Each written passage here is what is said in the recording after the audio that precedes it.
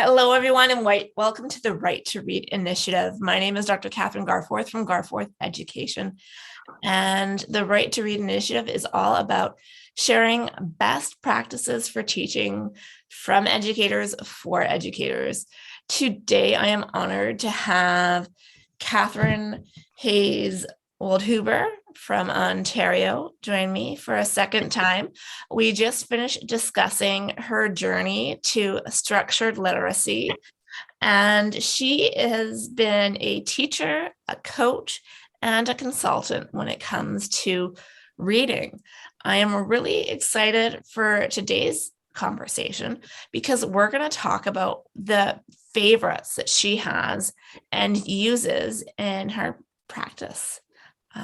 So, Kathryn, do you want to give people who are listening and watching just a brief overview of who you are and what you do before we take that deep dive into your favorites? For sure. So I am an educator in Ontario, and I teach in the full day kindergarten program.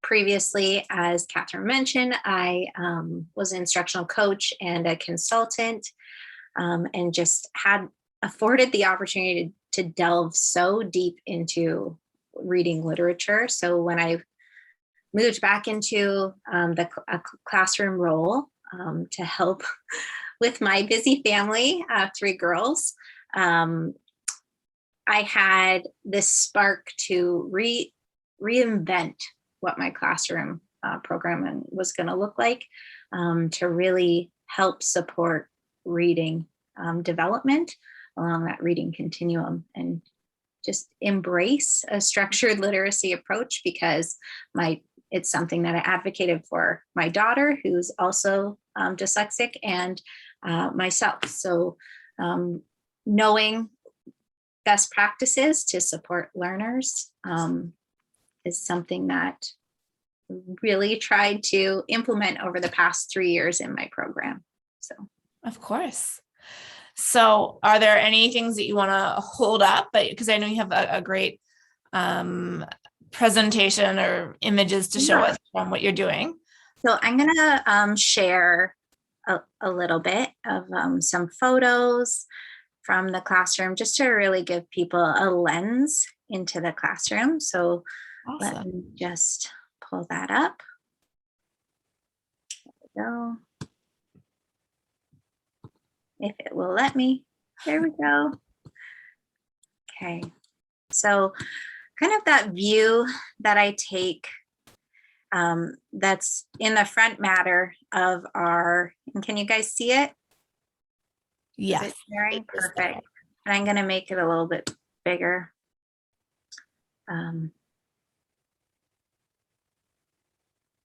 Of course, when we're live, and there we go, fumbling. So that view that I take in the classroom, that all educators in the FDK program kind of immerse themselves in that lens that we have of children, is that these essential beliefs that all children can learn to work independently. And it's our responsibility to create those conditions in which children can work independently. And we must apply the principles of the gradual release of responsibility when fostering independency. So I'm really weaving in that model from a structured literacy approach, is that I do, we do, you do, and often I tie in a pair do before the you do. And that we never want kids, we want them just to be on their tippy toes, and we're there to support them. So as I was kind of developing my program in the previous in our previous conversation, I really immersed myself in this synthetic phonics approach. So while on maternity leave, I worked on a project to really make sure that my classroom had all of those best practices in creating a prompting framework that I could utilize to support reading instruction and move students along that developmental continuum. So I'm going to move along here. And that just this this speaks to me. And this quote really aligns to our thinking around full day kindergarten, but also structured literacy, and that we need to bridge our thinking and really embrace the fact that those ideas of universal design for our students, and that we need to understand the purpose, context, and timing of our practice.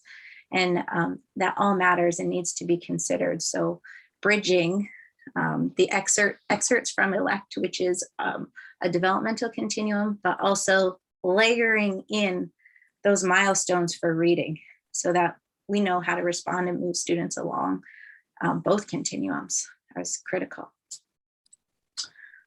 So this is kind of how we start our program. I'll dive into the prompting framework a little bit later, but in that, every kindergarten educator knows in that first month, it's really about establishing structures and routines and building that classroom community. And this is one of the ways that we really start to immerse students in literacy. And we don't dive into our scope and sequence day 1 September. It's just not realistic. But we build in those structures and routines through intentional instructional strategies.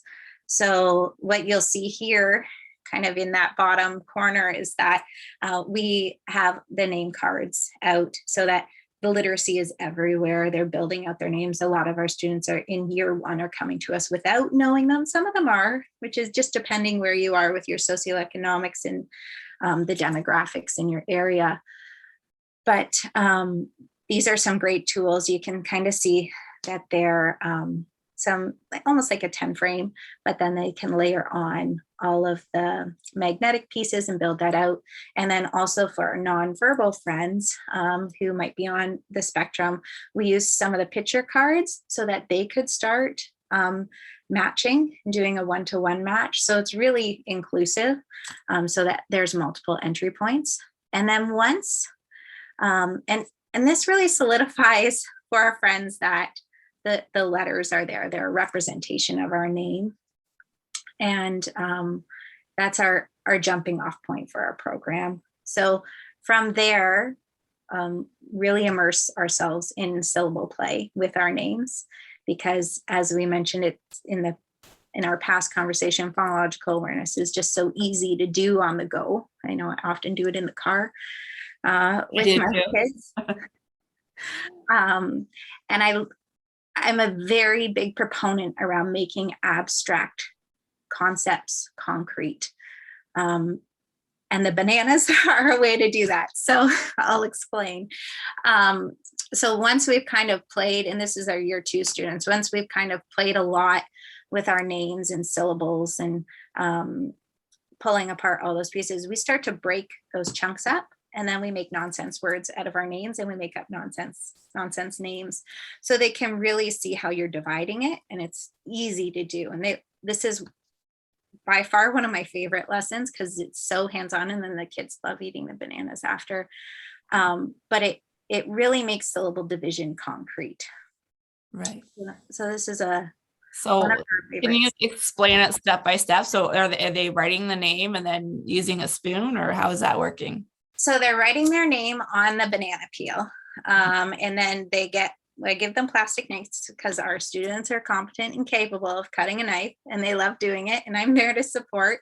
And they break their names into chunks, and we talk about where they're going to break it, where the syllable is. And, I show them where, if our chin is dropping, or we do the beat. So wherever there's a vowel sound, there is a syllable, right? So when we play with that, and then we cut off the ends, so that they can start to make nonsense names with their friends' pieces and chunks of syllables, so that they're really playing with all those letter sounds, and seeing the syllable chunks and moving them around physically. So this one is my favorite, one of my top favorites of activities that I love to do with them, and they love it too.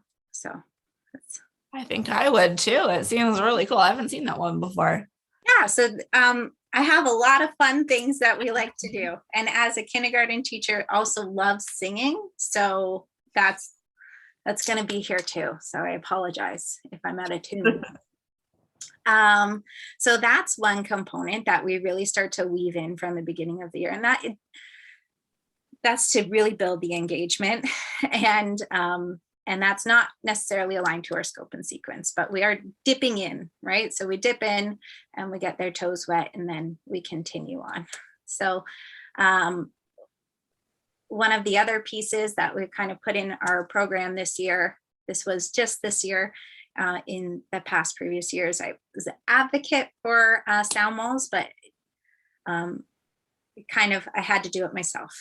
So this is the sound wall that was in our classroom, and we kind of talked about voice box on, voice box off, what your lips, teeth, and tongue are doing. And you can see the mirrors there. It was really important this year, and it would have been great last year too, but because of the masks, you couldn't see. So you couldn't see what your lips, your teeth, and your tongue were doing. So this was a really key component, and the kids loved going over there and playing with it, and we would make it interactive. Any of the pieces, the learning pieces we within the environment, really using the classroom as a third teacher, were interactive, because we want to make it as useful as possible. So this was another great piece that was used throughout the year and during guided instruction as well, or small group instruction. And it was very visible during our Write With Me sessions that I'll talk about a little bit later as well. So, sound walls. I love the mirrors, so they can, just right there, so they can access them whenever they want to. Yeah. I think that's a great addition to the sound wall. And there's a variety of sound walls out there. This was one that was purchased off Teachers Pays Teachers, but I know Tools for Reading has a great one as well. So there, and you can format them in different ways. However, whatever's going to work to complement your instructional program. So, of course.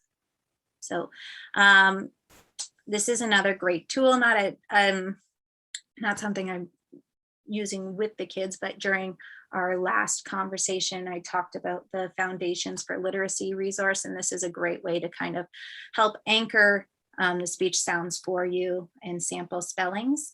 And I'll show you how we introduce that to kids in incidental ways and also through a structured literacy approach. So we are trying to do both. We're trying to marry the incidental teaching opportunities within an inquiry-based learning program and balancing out that structured literacy. So two things can happen at the same time, so that we are setting everyone up for success. So, and then that's just the picture. So that's definitely something else I wanted to add to our sound wall, was the images of the mouth.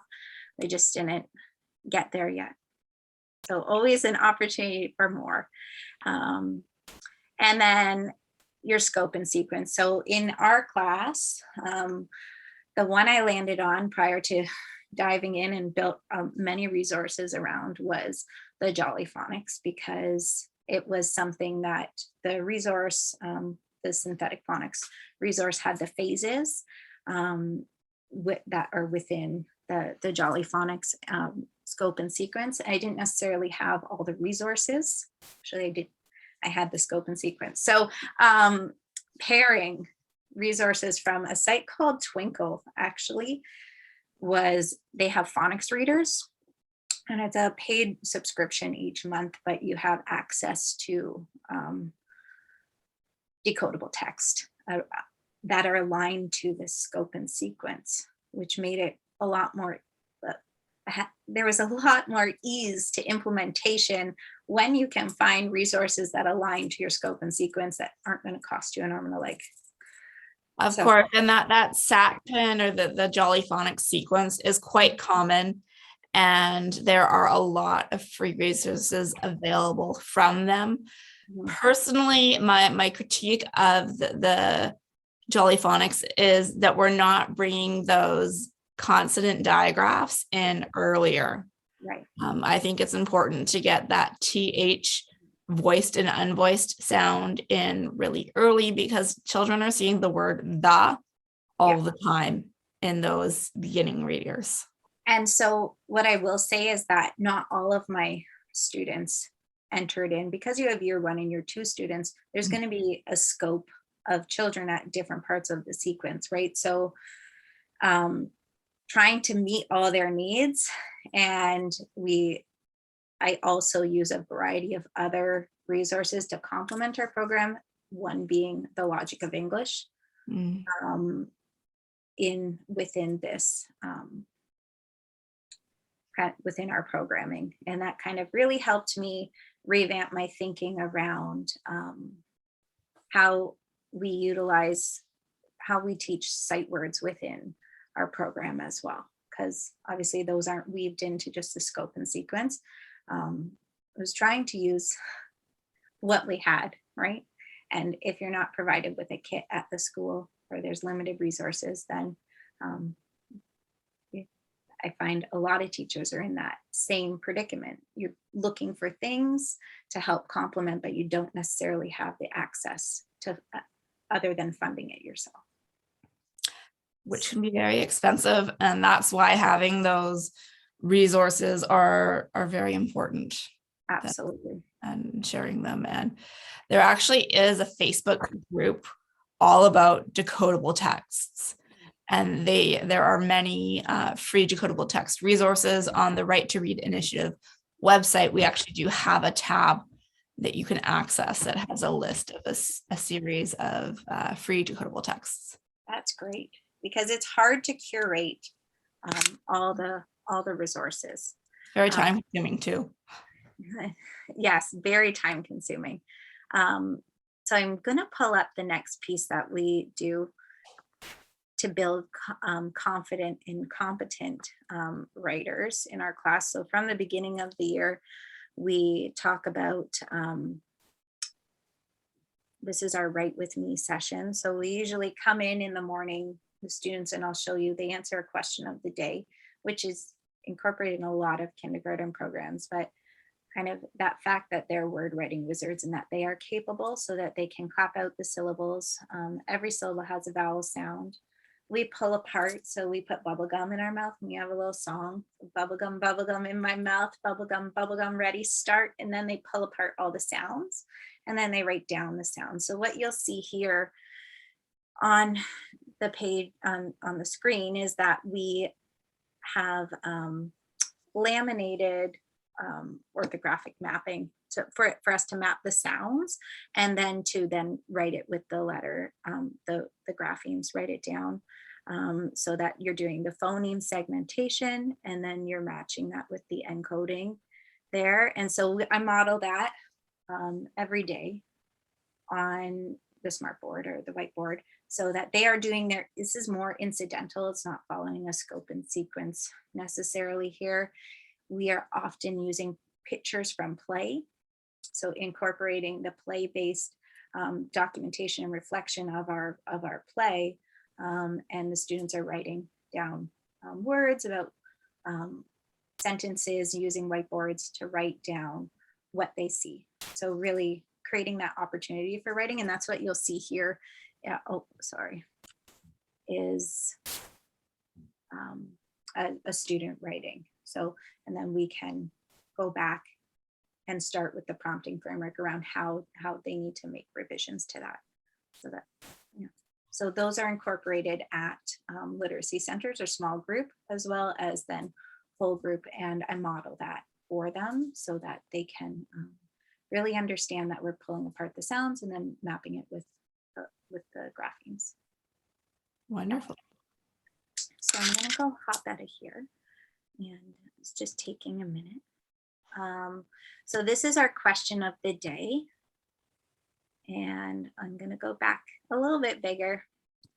So each day there's a question of the day, and as I was mentioning, revamped this over the summer, revamped how we taught our sight words. It was very traditional kind of lens to teaching sight words, was using, and I'm not sure if in BC they do this, but I know many Ontario educators use it, and is popcorn and balloon words. So it's a bank of 25 each words that are sung to a catchy song. But oftentimes our students memorize that catchy song and they're not actually applying the letter sound. So utilizing that and actually as a jumping off point and finding all of the like sounding high frequency words and teaching it in that way this year, so that all when the students see he, she, me, we, be, that they are consolidating all of those and learning them at the same time, so that that's kind of being taught along our scope and sequence. So that's more of an analytic phonics approach than the synthetic phonics approach. So it's marrying the two together. So trying to teach them a word bank while simultaneously teaching them the letter sounds through the scope and sequence that we were following with the Jolly Phonics. So here you can see we also did heart words with the irregular sound, and just putting a heart around it so that they know. And then you can see the with the schwa, so the above it, so that the students had an entry point, and then they're documenting and writing their names each day as they kind of enter as that structure and routine. And that question of the day changed every day, and it wasn't decodable always. So and what about the magnets? So I put the magnets under for to track your print, so that they see that they need to touch each word. Because if not, they were doing a nice long slide and not tending to the print, that one-to-one correspondence, right? So that was another entry point for students that needed it. Is it just happenstance that do, you, and new all have the blue marker, or was that intentional? So I think that now that you say it, it was not intentional, but now that I'm hearing you read it back, I'm like, wow, we should have gone that way. That would have been great. Okay, I just wasn't, like, I was trying to figure out the pattern. Like I saw the do, you, knew. The color, I wasn't sure if that was the silent E, if that's why there was the red, but I couldn't figure out the and the carpet. So I think just because we had that collection of magnets, usually in the past I would start with, it just depends who got to the question that day and mapped it with the magnets, but often I would start with green, do yellow in the middle, and then red at the end, so that they're seeing that beginning, middle, end. All right. Yeah. So that's another piece of how we're kind of really weaving every component into our program. I'm just going to go through. So I'm popping in and out. And I'm going to show you the prompting framework that we use. So View. Thank you. So the prompting framework that we put together, well, on mat leave, we say power up as a reminder for our students, power up, and then they know that that's their sound out hand, and especially when they're trying to start to read those CVC words, as we're building that in, so that they're saying each sound and then they're blending it together, so that it's that visual representation. And then we'll also do that with counters or any other tactile things if they're at small group. So some of the components that we have here is that they pop up their pointer and they're tracking their print and they're going one-to-one, so that they're keeping themselves accountable with the text. And then if the student's ready, we have them move through to this, and we send this home with the home reading, so it complements, and the prompts are there for the parents and families. I'm just taking a look to see if I have it here, but oh, here it is. So the slide through, the sneaky slide through, so those friends who are moving, it's a little hard to see, I photocopy it onto a transparency and stick it on a popsicle stick, so they start to move through instead of to bridge them from the pointing to sliding through to track their print and build that fluency once they're ready, right? And then the next piece we have here is the switch the sound. So switching that vowel sound. So it's that explicit prompt. Okay, great job. You tried that. Now you need to go back and switch that vowel sound because it was the wrong one. So we have the sound wall there to kind of elicit that as well and support them. And then again, the syllables. So that's being built upon our whole banana lesson. Yeah. Wonderful. I'm just going to pop out here. And then just some structured literacy. So literacy in action. I'm going to pull that up. Make sure, double checking that I have no friends' faces.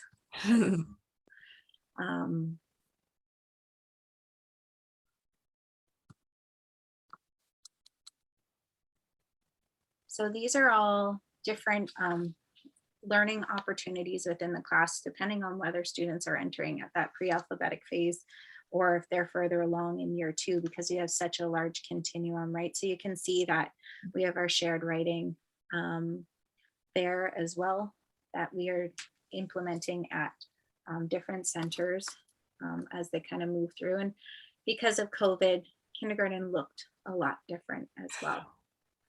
So, and then we have what's the word? So they were able to do some math and also looking at CVC and then mapping those with the poppets and then encoding them and then sorting our vowels and consonants. And for a friend who might be entering right at the beginning, really looking at the differentiation between a word, number, and letter. So that would be a very early friend beginning into that alphabetic phase. So I'm just going to pop through here. So trying to weave in and give them different opportunities during play as well, not just when they're at small group. And then they also have whatever they kind of want to explore. So leaving them open so that they can build letters as well and using multisensory components and then anchoring that in their self-identification, their identification of their names as well. And then word ladders. And then these were in the midst of COVID, right when they had to be at their tables. So we really were looking for different ways to support the learning. So these are a great tool because we were able to differentiate it for the students, and then they would pick a few and work on building it. And then this way, students were at a variety of phases, depending on where they were. So you can see that's that scope and sequence there. And then just literacy through play as well, and just weaving in building CVC words, and you can see green, yellow, red, so that they are starting to segment that and being introduced right from the get-go, as soon as they enter into the program, that we are capable and competent of being readers, and we celebrate that reading and writing stance. And it's amazing to see how far they've come in that year of growth. Yes, of course. And then this was another great one that we were able to use Scrabble tiles and put in some little, I'm drawing a blank, but medical vitamin dispensers, pill dispensers, and cut them so that they're able to build out CVC words when you're at that point with your scope and magic-y or pushy, or however you'd like syllable with the E, however you'd like to name that in your program. But they really like, this one was very tactile, so they like that. And then within the play too, that they're confident enough to make those signs and really label the literacy within the classroom. And you can see that they're trying to apply their syllable knowledge through their writing as well. Yeah, that's great. How do you use the poppet? So I'm going to pop out of here. Sorry, I use it with, and I'm going to stop sharing. So I use it with this often, which is them mapping their words, and they love to pop it per sound, per phoneme. And then we also use it with the heart words as well. And so another great way that, so I use the really great reading heart words, which is another great tool if you're looking for a free resource. And then we started to implement this year heart word writing. And they loved this.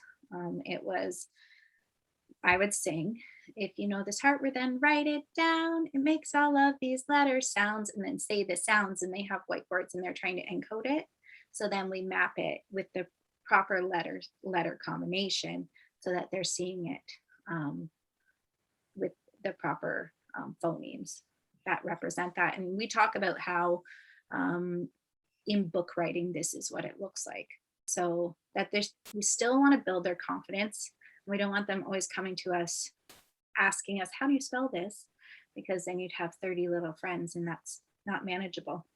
And really embracing that inventive spelling and moving them along the writing continuum. And we document where they are entering their writing continuum. And it's documented on a little sheet I can show you, maybe. A little folder in each term. We have, there it is, a writing portfolio at which phase they're at, and it's documented with their writing. So you can see how they're starting to apply that and move into a more phonics-based conventional writing. But when they're entering, oftentimes because it's a 2-year program, the growth and learning is often so large, which is great. So the heart words, that was another one of my favorite activities, and they love it too, because I'm physically moving along with the sound. So we're jumping out the phonemes, they're writing it, they're encoding it, and then we're mapping it on our sound map on the whiteboard. So it's interactive. Can you just hold that up a little bit closer so we can and tell us what you do at each level? So the first entry point, you're just using counters, or often I'll just draw a dot if it's on the whiteboard for each phoneme. So said, d, so 3 sounds. And then here we're writing down the actual encoding for it. So SAID. And then here they can build it out with magnetic letters, and then they can find the letters down below. So they're practicing it in that way. And that it's just a name on the back, because they like to double side paper. And then we also play at whole group. We'll do a lot of sorts, letter sound sorts, so vowels, consonants. I love to use Nessie. It's a great program. It really explains a lot of foundational things, and there are videos you can access on YouTube as well. I know we use it at home with our daughter. It's a great resource. And then also the logic of English is another piece we do. And they have, so for our friends who are moving along in kind of year 2, so sounding out the sight words. And that's been well loved as well. And that one, I love how it provides you with the rules right on there. So that's a great piece. And then another component we do to support that scope and sequence is through a whole group or small group is we do I Can Spy a Letter. And so we say the sound, and then they have to kind of find it. If they're hidden, I hide them within a PowerPoint on one slide deck, and they have to kind of find them and write them down. And then that way they're practicing their encoding and they're hearing the sound, and just a lot of games and fun interactive ways to kind of tackle and teach them all of those letter sounds. So it's definitely a work in progress, but it's been a really great learning journey to be able to support all of these little friends in learning how to read. Yes, of course. And you're showing us that we're able to do this in still a very playful environment where students are engaged in having fun. I mean, you've got these great activities. And I think that's, one of the barriers that we need to break down is when we're talking about structured literacy and reading science, is that it's not just drill and kill. There are ways that we can do this that are very effective. And one thing that I wanted to ask about is some of the other ones of the pillars in your kindergarten pre-K classroom. How are you building vocabulary and fluency and comprehension while you're doing these great activities? So whole group, a lot of comprehension is being pulled from our read alouds as well, but also tying that in. Comprehension doesn't just need to be elicited from a text. So pulling that in through play or dramatic play, and oftentimes rebuilding our dramatic play area, we have to comprehend in order to make it.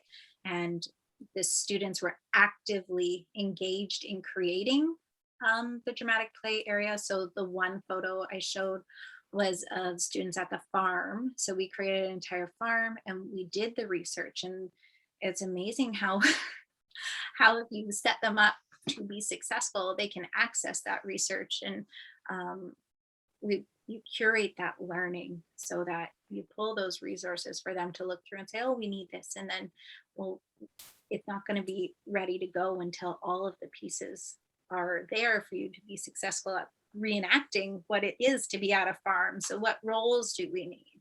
Right. So comprehension is not just derived from a text, and reenacting stories as well. So I know we did for Indigenous awareness, we reenacted the story of Phyllis, and that really resonated with them. And then they were able to take that learning and also start to apply the retelling of stories, maybe that are not shared from text, or stories from our experiences, and implement that in other areas of the classroom.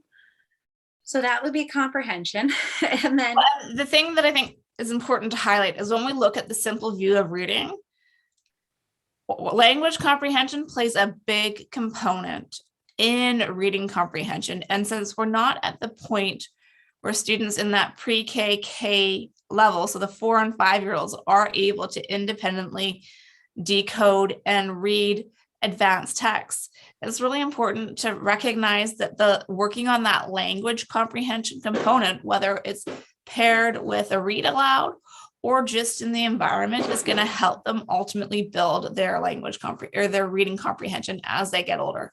Absolutely. And one of the pieces that we implemented before they moved outside, and we try to maximize transitions so often, was we infuse phonological awareness and phonemic awareness through every transition. At lineup, before you go to play, are you a 2-syllable friend? So you get, so we're really trying to maximize all the instructional minutes. But then we also implemented a phonics book, which was comprehension based. So whatever they were reading, they needed to apply into the picture.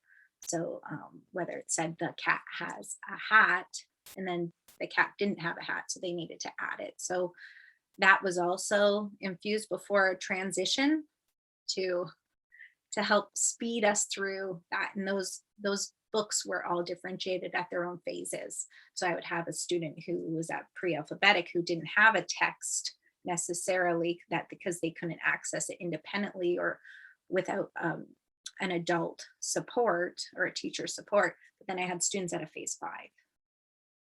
So really having assessment to help you guide that, and then the practice to help differentiate that. Going back to your pillar question, so comprehension, obviously phonics, and then vocabulary is being elicited through every aspect, through research, through play, right? Labeling. Oftentimes we would do puzzles, complex puzzles, which is promoting that spatial awareness.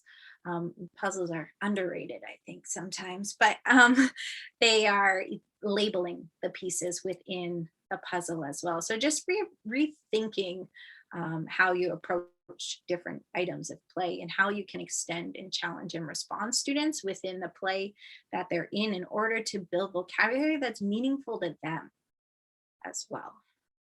And then eliciting it through a structured approach for eliciting vocabulary. So So when you say the word, say the word again. And what do you think that means? So it's kind of that give vibe. So really going back and forth to help the student and elicit what their thinking is so that you can then add on. And then adding that morphology in the moment. Oh, you're cooperating. Oh, you cooperated. So they're hearing it, and it's being infused in so many different ways, vocabulary wise. So we have comprehension, vocabulary, phonics, Fluency. fluency. So through reading, obviously through modeled reading, through shared reading, do shared reading still in the classroom. So that hearing, that interactive shared reading too with poems. Often use the Jill Eggleton poems because they're fun and catchy. Some schools have them, some schools don't. And we add actions with our shared reading. So for period, we've got period, they're standing up, we go exclamation, exclamation, adding just like fun things so that it makes learning more engaging. I want to make it concrete, engaging, purposeful, and fun. Yeah, and I think important for the level that you're working with is building that automaticity as part of fluency, right? The automatic grapheme phoneme correspondence recognition, and building it so that they can print their letters without having to think about it. And that is a definite foundation that I think we don't put enough emphasis on, because we want these students to be able to recognize the letter sound correspondences without thinking about it, because that's what's going to take to get them so that they can read words without thinking about it, right? And then also when we're going to write words and print, they need to be at the point where they can think the letter P and write it without thinking, oh, okay, straight down and around. Because that uses up some of their working memory that they need to remember how to spell the word and what they were spelling in the first place. Absolutely. And having the classroom as a third teacher is really supportive to student learning. So, and the co-construction of that classroom. So I know at the beginning of the year, our classroom is very much a blank slate. And for some of our students, especially students who are dyslexic or they haven't been identified, but you see those tendencies. One of the pieces that was really great this year, we've done it each year, was physically building out our alphabet that they were going to look at. And that was, you could see the light bulbs going off when we were collecting all the sticks and we were making the letters and putting the images of the students on the associated letter, because it was that extra, it takes a lot of time and a lot of hot glue, but it takes the learning to their level, because if not, it doesn't make it useful. You have resources up that just don't mean anything to them, right? Like they don't know how to reference it or utilize it. So we have to use that gradual release and model what we're expecting from them and how to use it. Yes, of course. Now, one thing we haven't discussed is doing any screening. And I know you're very well trained in DIBELS and also now Acadience. So how do you incorporate that into your classroom? So there are many board resources that we utilize in the classroom for screening.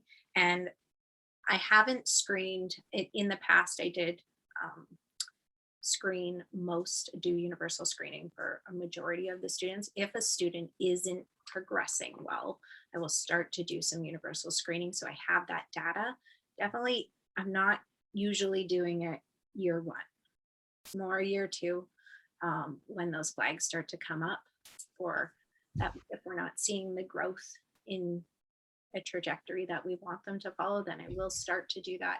I take many of the components that I learned from DIBELS into my assessment so that the automaticity is there within 3 seconds. A lot of our resources are not norm referenced, so that makes it challenging, right? So I am an advocate of using those. Just need to find the time to really do that within your classroom and have the classroom conditions be conducive to doing that as well. Yes, of course. And that's crucial. And for listeners not in Ontario, year 1 is 4 years old in their junior kindergarten. And then year 2 would be the 5-year-olds. Yeah. And sometimes we have 3-year-olds starting, depending on what their birthday is. Yeah, yeah. So your classroom can range from 3 to 6, really. And it does. And so I know with many of our students using that progress monitoring, benchmarking with DIBELS, and then progress monitoring is really, really a key component to tracking their success. Wonderful. So if you had to pick, your top 5 resources in your classroom, what would they be? Do you mean physical resources or whatever? The 5 things that you think make the biggest difference in your classroom? I would say that decodable texts have made a humongous impact this year because they're applying the letter sounds that we're teaching them right away, right? So, and then a proper prompting framework. So moving away from 3 cueing and moving away from guessing at the pictures and using the letter clues to tell you what to do. And that's what I tell the kids. You need to use the letter clues to tell you what to do, and not the image in the picture, especially when we're supporting that development of reading, and we want to anchor them in the phonemes and the graphemes. And then the bananas, of course. Do you ever do the secret code on the bananas? No. So what you do is you take toothpicks and you punch the letters in, and then the word will reveal itself throughout the day, because at that point will brown. Oh, that I like that. Because I know you can send like secret messages to your kids in their lunches, right? And you just write it on the banana with a toothpick. Well, but just that would be a next step. Yeah. Yeah. So that's great. Yeah, I just thought of that as we were speaking. Perfect. Well, thank you so much for having me today. Well, thank you for joining me. You have a lot of great activities and resources in your classroom. And we will definitely share links to several of the resources that you mentioned. I've really enjoyed having you and our conversations today, and your students are lucky to have such a caring teacher like yourself. Oh, thank you very much. It was a pleasure to share, and I just want to keep sharing and collaborating. So thank you so much.